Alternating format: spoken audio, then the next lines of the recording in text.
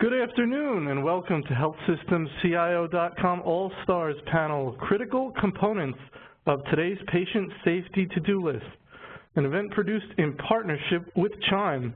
And this is a webinar tweet chat combo from HealthSystemCIO.com. Just some housekeeping before we get started. My name is Anthony Guerra. I'm the editor-in-chief of HealthSystemCIO.com, and I will be your moderator today. We are hosting a tweet chat at the same time as our event today. It's being hosted by our managing editor and director of social media, Kate Gamble.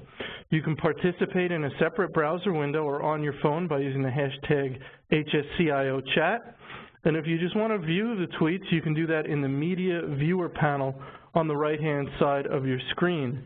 Other WebEx panels we're going to use today are the polling panel and the Q&A panel. Obviously, the Q&A panel is for sending in questions. You can submit those at any time. In the Q&A box, leave the default set all panelists, and we'll pose them later in the program. And you can download the deck using the URL on your screen, and it will also be sent out in the chat box for you to grab. Just so you see how we're going to spend our time today, we're going to go about 35 to 40 minutes with our panel discussion.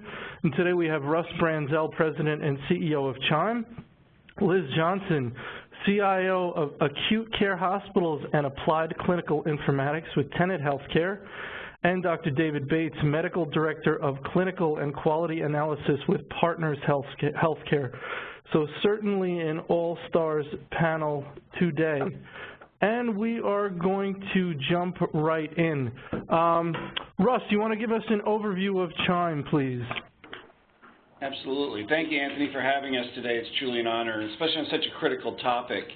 CHIME, or the College of Healthcare Information Management Executives, is a professional association made up of a lot of different companies, but in particular, CHIME itself is about 2,000 CIO and other senior executive members, which now represent just under 40 different countries around the globe. It's not just U.S.-based anymore.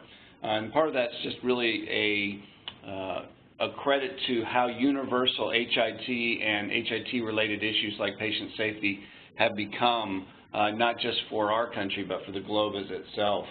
We also have 160 of the premier foundation or vendor partners that we have in the industry that participate with us as well. We really are focused on a couple things. One in particular is education and professional development support of our members. Again, both our CIO members as well as our foundation members.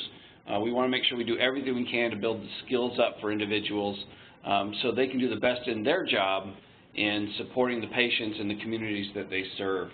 But also we spend a lot of time in Washington working on initiatives to streamline the process, maybe even de-bureaucrat some of the issues that are going on in Washington to try to get things where they need to be from a patient care and patient safety. So it's truly an honor not only to serve those members and to serve our country in this capacity, but just as much to spend time today with you, Anthony, and your entire team. Well, thank you very much. Russ, Liz, an overview of Tenet and your work over there. Glad to do that, and welcome everyone. Tenet Healthcare is a very large acute care, outpatient, and business leader in our healthcare delivery, and we're certainly focused on delivering quality care, and so the topic at hand is critical. Being safe is what giving quality care is all about. We're a leading hospital operator that with 79 acute care hospitals and 741 outpatient facilities and 20 short-stay surgical hospitals. We have presence in 43 states, so you can see it's very large, very expansive. And the issues, however, that we talk about and that we're working every day to resolve have to do not with where you're located or what delivery system you're in, but how important it is to do it well. If you think about Tenet Healthcare, again, I think sometimes numbers are easier to understand than other things. And so we have about 130,000 employees, and we manage about 5.5 million lives for managed care.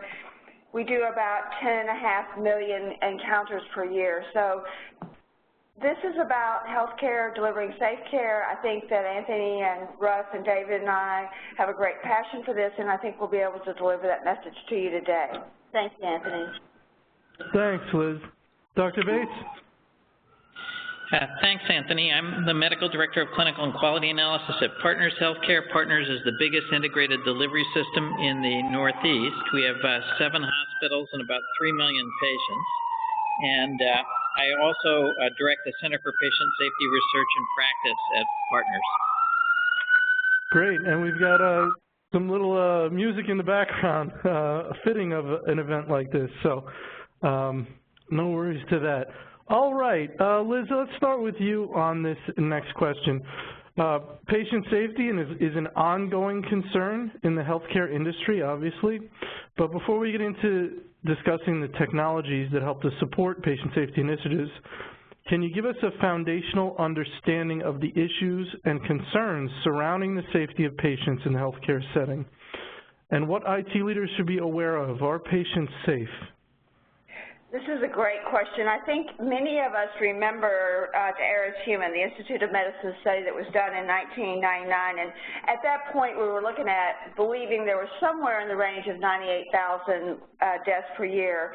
And whether or not that number was exactly right or wrong is really not a point. The fact that any patient is unsafe is a real issue for us. In the British Medical Journal this year, it was noted that the medical error is the 3rd most common cause of death, only after heart disease and cancer, and it's now estimated at 251,000 a year, which we know is low because the processes that we use to capture death through ICD-10, there's nothing that's associated with medical error that we could clearly point to from a research perspective that would say what the number really is.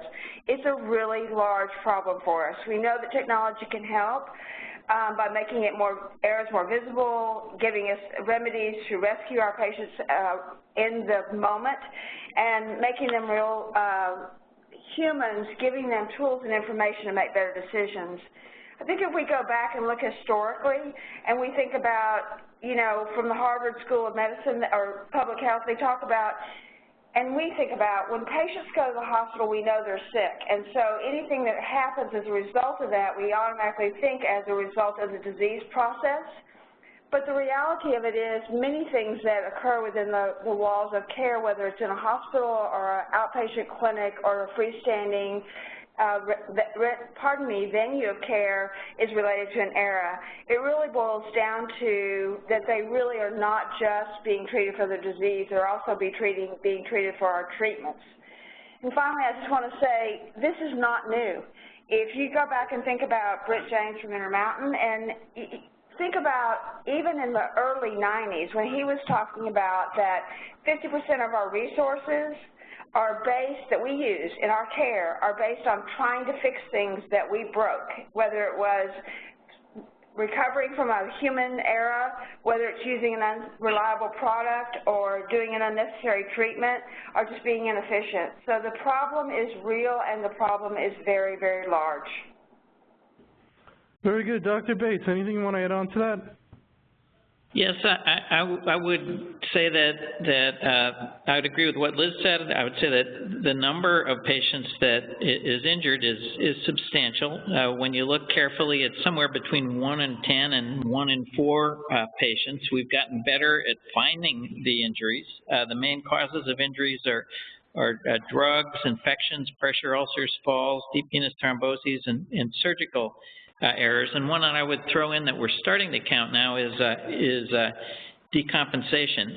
And as Liz described, there are a lot of opportunities to prevent these events, and many of them involve using HIT more effectively. Very good. Russ? Well, I think part of this is the question, the last question you have here is, are patients safe? And I think there's 2 ways to look at that. Are patients safer today because of the work we've done over the last, whatever you want to consider it, decade or so, 15 years since the IOM report came out? Yes, I believe absolutely patients are safer. Do we have more reported? And I think Dr. Bates said it very well. Do we have more reported and we have a lot more patient safety issues today? And it seems like we have more. Absolutely there as well. And part of that is, as you put systems in place that can monitor, report, there's less of a stigma of reporting an issue.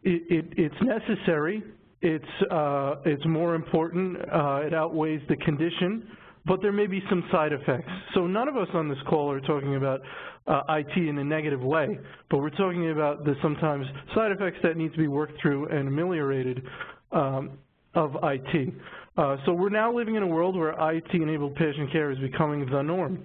As a result, there's now a growing concern around a new category of patient safety issues that have IT-related patient safety events. Can you talk about what one of these might look like and how to address them? Sure. So there are a host of these, and Ross Capel and Joan Ash, among others, have done a nice job describing them. One of the most pervasive types of errors is wrong patient errors. So you think you're in one patient's chart, but you're actually in another patient's chart, and you end up writing an order on the wrong patient. Jason Edelman has done some really terrific work on trying to sort out how often that happens, and is working on strategies to prevent that. But every organization appears to have problems with that. It's also really tricky when patients are transferred.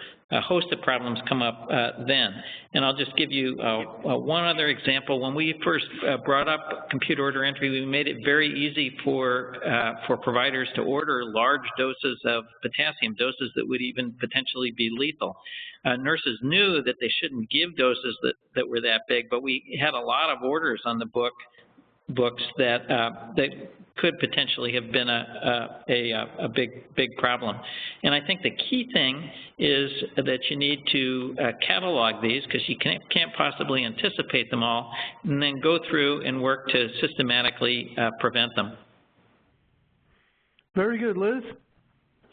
I would say, excellent examples, David. I would say that, beyond the examples of where we have people working with technology in independent pieces of the organization. For example, you have a pharmacist that's receiving medications that may not have access or is not accessing, either way, the full history of the patient. So the interaction between the doctor and the pharmacist becomes critical, so that both are using their knowledge to deliver a safer medication.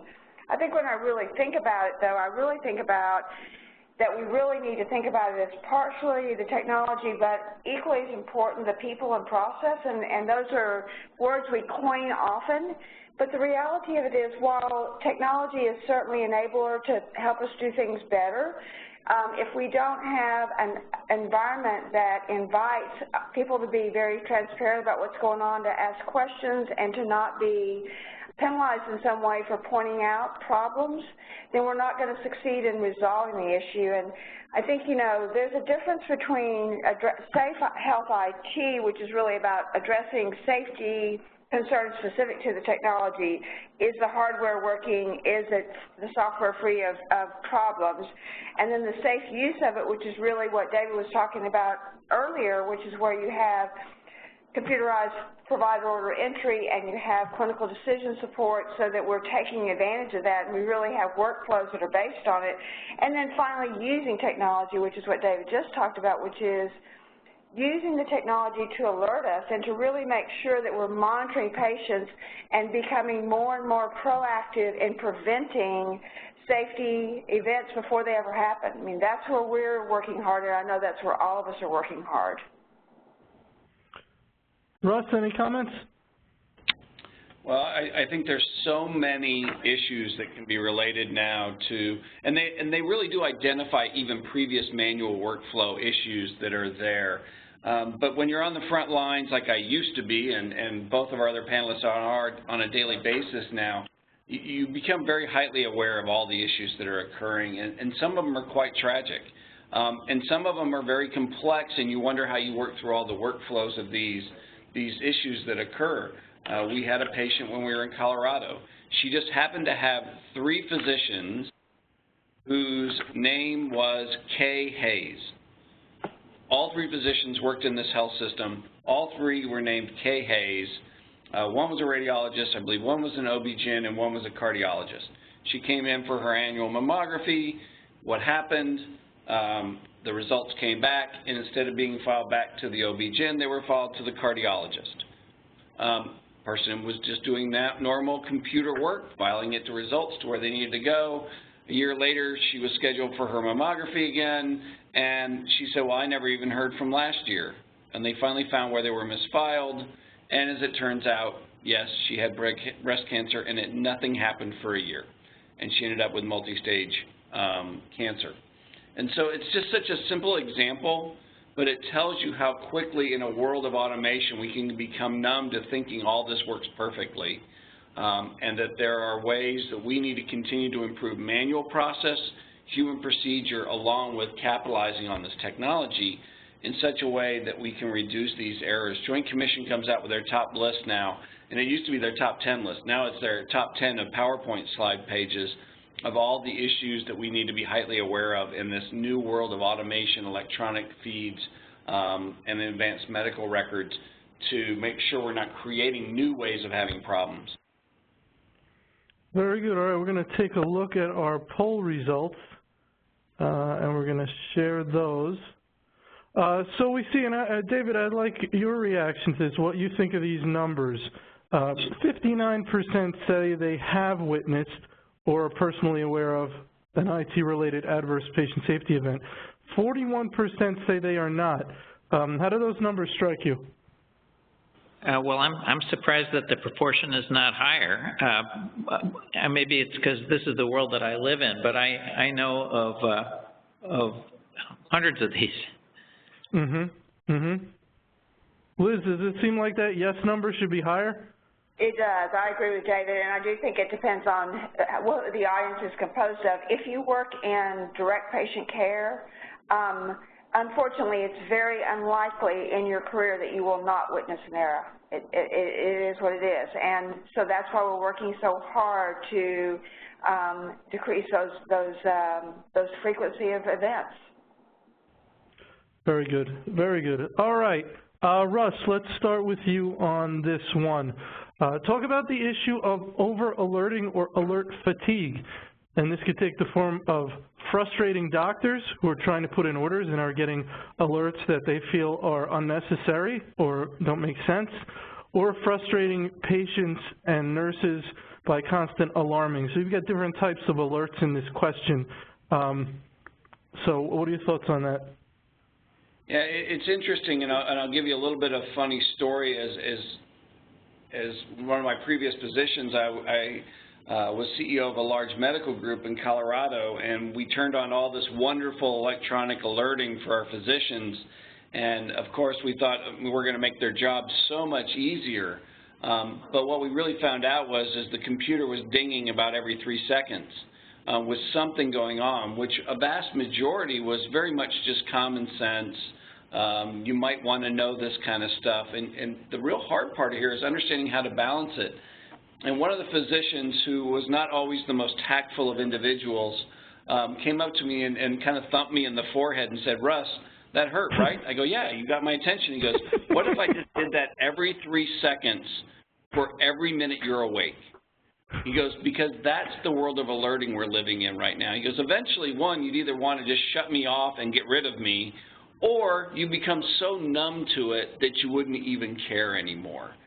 And it was a great, he didn't thump me hard, by the way. It was kind of funny, to be honest. But the analogy here is so appropriate, is that there's a fine line between what we should be doing to improve the workflow of our clinicians and what they need to be doing. And it's even more than clinicians, even people that are moving patients in a facility, and the people whose job it is to transport things to help other people. We've got to find a fine line between creating what they need and creating noise. And unfortunately, I really do believe, and most of the feedback I hear now, not just U.S., having traveled a lot internationally, is the pendulum has swung so far to the side of the world is just way too noisy for an average human being, never mind the skills of an advanced nurse or a physician, and those type of human beings, to be able to even handle all this clutter in their life and make good decisions. I don't know where the pendulum should swing back, and I hope it doesn't go too far back the other way, where we actually create more damage when not giving them the right information.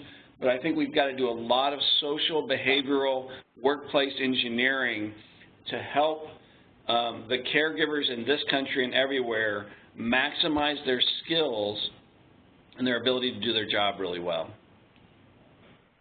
Dr. Bates, thoughts on over-alerting? Yeah, I would agree with Russ. I think this is a huge problem and an opportunity, and we absolutely have to turn off some of the unnecessary warnings. If you go to one of our ICUs today, it sounds like the guy who was thumping Russ in the chest. You know, and the telemetry warnings, about 1 in 100 or to 1 in 50 are really important. Most of those could be turned off. You know, we've done some work with drug-drug interactions. We published a list. This is sponsored by the government of drug-drug interactions that every electronic health record should include. That's a really short list. They're ones that should never be overridden. We published another list of drug-drug interactions that are in many systems that go off a lot that are actually not helpful. Organizations could turn all those off. You know, I think that this is a problem that is very much addressable by working systematically with the alerts that we're sending, so that we get down to sending just the ones that are really going to have a significant likelihood of changing what people are going to do. Very good. All right, we're going to go to our next poll question, and we're going to open that now. Does your health system or the health system you work with do a good job of, this is a lot now, identifying, reporting, investigating, and making appropriate changes around IT-related adverse patient safety events? So do you feel like your health system does a good job of learning from the unfortunate or negative or near-miss experiences? So we'll take a look at that in a moment. Dr. Bates, let's start with you on this question. Besides the main or core patient safety technologies that we touched upon, can you comment on other technologies that might not be widely recognized but are gaining in importance around enhancing patient safety? Sure. So I think one area which will be really important is putting in place better tools for monitoring patients. This is in particular an issue with patients who get narcotics after surgery. Nearly every organization that I know of has had problems with giving some patients too much narcotics and having them have respiratory issues, but it's an issue more broadly too. We've worked with a company called EarlySense that makes a device that sits between the mattress and the bed. It detects the patient's pulse, respiratory rate, tells you how much they're moving. If it looks like the patient is not doing so well, the nurse gets a signal suggesting that they should go check out the patient. About half the time when they get a signal like that, they end up finding something important. And we showed that this really very substantially decreases the chances that the patient will spend time in an ICU later. So we studied these in general care unit beds, which typically are not very closely monitored. But you know, this helps you find people before they crash. That's the kind of technology that I think will be helpful down the road. Very good. Russ? Well, obviously, at this point, I'm probably reporting more secondhand in these organizations. What I am hearing, though, a lot is the world of predictive analytics, which Dr. Bates just mentioned, is becoming much more advanced. And we've all heard of the concepts of artificial intelligence, but the reality is the concept of artificial patient intelligence, I think, is going to become more mainstream as we move forward, and that's the ability to do far more predictive modeling for patients, whether that's on the front end of admissions or the back end, that is there to avoid these things and what is occurring. I do believe, though, that there, and I mentioned this earlier, there is still some very basic foundational things that we have just not solved in this country, and maybe even amplified the issues in an automation. I'm just still, and we've done a lot of work on this within CHIME and some of our own dollars towards this with national challenges, but the error rates that are occurring with patient identification in this country, something that we should have solved on day one prior to writing a $35 billion check to this country to go put EMRs in, it is almost criminal with what we've done. And the numbers that we've got of patient errors, patient death potentials, cost savings is probably right up there with the original IOM study because of this. And I think those areas are quite substantial. When you add that with our inability to standardize data, therefore the data itself does not flow moving well, even if there's exchanges in place, I do believe there are still core patient safety technology platforms that we have got to get right, and it should have gotten right a long time ago, but I would also say get right now to take advantage of the hard work of the things that like Dr. Bates and Liz Johnson's organizations do on a daily basis, just make their jobs just a little less difficult. Yeah, and Anthony, I would join in for just a minute and just say to you that both David and Russ have hit on critical points. I think other technologies, though, that we have to keep in mind, and I agree with Russ, you know, a unique patient identifier is critical. I also think, though, that we need to take advantage of telehealth. I think we have to care for patients all across the continuum of care, and it's critical that we be able to take advantage of that and use experts wherever they're needed, using technology like live video and remote patient monitoring and so on. I think we do have a challenge because of the lack of standards and interoperability, but I think that is very, very real. Another kind of basic one, but again, critical, are things like smart pumps. I mean, we have the ability to really prevent a lot of IV errors, which, you know, an IV error is one that's much more difficult to reverse because it's in the bloodstream. It's given. We are dealing now with a situation where a decision has been made that we're trying to counteract, and there are many, many more. But I do think that technology has the ability to enhance patient safety if we're applying it appropriately.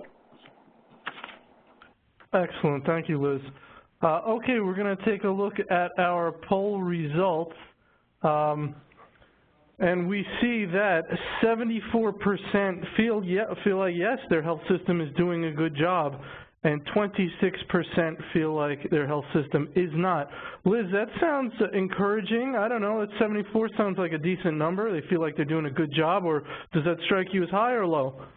No, I think that people are very, very focused on that. We have really taken very aggressive strides in identifying what happened, what the cause was, and what we can do to change to keep the event from reoccurring.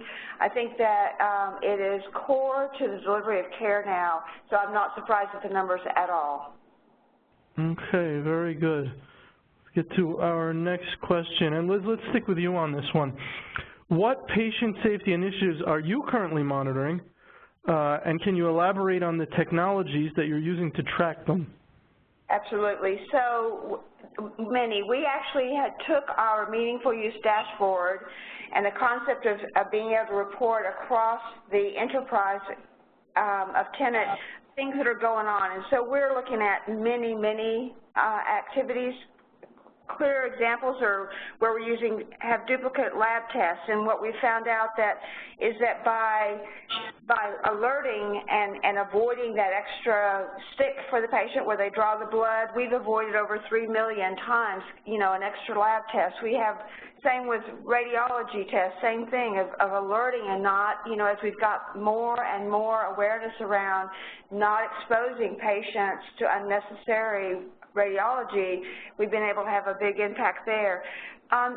David mentioned earlier the medication administration events. That's probably one of our greatest stories. We, like so many, put in barcoding, and there are many ways that you can measure potential medication errors, and the only one that we report all internally, but if you think about just stopping a nurse that has the computer to tell you, you've got Liz Johnson, but the med you got is not prescribed for her, don't give it. And we are using that across all of our sites and have been able to, just in the first 3 years of the program, avoid over 1.5 million events. So that's a huge way of saying it's working, it's making a big difference. there's so many others, but I would tell you, for example, we're looking at how antibiotics are used. We are looking at evidence-based stroke, and can we impact that? We know that by using evidence stroke order sets that we can avoid many of the more long-term effects of having a stroke, and we've seen that usage go up. And the final one I want to talk about, and I think it's one that we all are across the healthcare systems very focused on, and that's sepsis. So we use, I think Russ talked earlier about using the computing power of algorithms and really being able to recognize earlier a patient that might be in trouble, that might be subject to becoming much more ill. If you would certainly identify those different components like labs and vital signs and statuses that we see from a physical assessment. And so just since January of 15, we know we've identified 1,400 lives that have been saved and reduced our length of stay, and obviously we want our patients back in where they normally live, not in our hospital beds or outpatient clinics. So it's a place that we really believe by identifying and acting early, we can make a difference. Very good, Liz. Before I go to Dr. Bates, I just want to remind our audience that if you do have any questions, now is a good time to send them in the Q&A box. Leave the default set to all panelists. Dr. Bates, you want to talk a little bit about any technologies you're tracking, keeping an eye on? Sure. So we are working really hard on all the HACs, the hospital-acquired conditions. We had a problem in particular with catheter-associated UTIs and have put in place a major intervention to try and reduce their frequency. We have a nurse protocol for catheter removal. That's gone pretty well, and it looks like our rates are going down. We're working on having approaches for better measuring the rates of problems that we have on a routine basis. It's been a little harder to do that than we expected it might be, with our new EPIC system, but we're focusing on that and trying to put in place the right analytic tools to enable that. And we're trying to do a better job with transitions and prevention of post-discharge adverse events in a variety of ways. Very good. I'm going to stick with you, Dr. Bates. Can you comment on what you consider to be the next phase of patient safety initiatives to be tracked, and if the next phase requires different technology, if yes, what would that be? Well, I think the biggest change will be that we'll get better at moving information around some of the systems and devices that we already have. So Liz mentioned smart pumps. With smart pumps, I think the next big thing is to take information from the core systems and transfer it directly to the smart pumps, and that's available in a few places, but most places aren't doing that broadly. And we ought to be capturing the data really from all our devices. That is a significant challenge. I would like to see, I mentioned the opportunities with decompensation before. That's a big opportunity. I think we should be moving towards routine tracking of patients and devices and providers using real-time locating systems. And if we do that, I think that'll open a number of opportunities in terms of improving both safety and efficiency. Russ, any thoughts on the next phase of patient safety technologies? Well, I do think what we're starting to see is the transition from the hospital-centric or facility-centric or group-centric patient perspective to the patient-centered care models, which are now becoming almost normal now, which is to treat the patient as the holistic part. So I think the next model, which is the entire patient-centered information management model, which is the patient becomes the true center of the universe, not at the point of care, but rather in the entire care continuum. And I think that's going to dramatically change the way patient safety initiatives work. Yes, we're still going to need all the things we talked about today. We need them to be perfect where possible. And we have lots of opportunities inside each microcosm of whether it be a unit or an ICU or radiation exposure in radiology department, whatever the case may be. There's lots of areas in its own area of safety that have to be improved. But if you look at this from a macro level, if we can get to the point where information becomes ubiquitous, centered around the patient, and it's part of the community model rather than an entity model, what we're going to see is a dramatic change in information flow, accessibility, correct and appropriate alerting and decision support, where all the information is presented where they need to be. I don't think anytime soon we're going to get to the holographic physician on Star Trek, but what I do think we'll have is truly the information necessary for our caregivers to be able to make good decisions in an appropriate way with trusted information. And I will tell you, I don't know of anybody that I've ever talked to that complains mightily about what we do today that isn't ready for that day to come as soon as possible. Liz? I would just say I, agree wholeheartedly, and I think what the other piece of this, and it's about research. I think that we are trying to eliminate what we call the 17-year gap, and we all know what that is.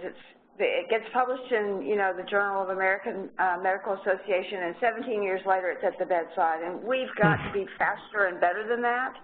And I think we can be. I think that if we can focus our orientation on what we're learning today, both from a proactive and reactive way, and we can really take advantage of both our internal expertise and then also partner with not only other healthcare providers, but people that are experts at being data scientists and that sort of thing, and then take that knowledge and use adoption teams or sustainment teams, or whatever word you may call those people that can disseminate the information quickly, so that as we're partnering with our patients and as we're using the benefit of clinical decision support and other things, we're doing it faster. It's a huge challenge for us, but as our aging population is now coming to that place where they're going to need care, the expectation that we have to wait longer than their lifespan is not acceptable. It's not acceptable to me, and I know it's not acceptable to others. So I think the opportunity is far greater than it's ever been before, because the computing abilities are far greater. Very good. All right, we're going to take a question from the audience here. David, let's start with you on this, Dr. Bates, because it's very appropriate. What advice do you have for CIOs and IT leaders to drive partnerships with non-IT leaders within their organization for driving improved quality and safety? How do we change the thought that the IT office should be driving this work if it is EHR related? I think that the CIOs really need to work with the clinical leadership team and the quality group, and to partner together to make care better. And it makes sense for everybody to be sitting down on a regular basis and to see what the issues are, and to think about how to make things better. Liz, your thoughts on working with clinicians? I think that, and I am a clinician just like David, but I think that what we do as CIOs is make sure that those partnerships are absolutely intact from the board level to the bedside. And so when we, for example, present a change in the way that we're going to deliver care through a use of a very technology, and because of our size, there's a lot of dollars involved.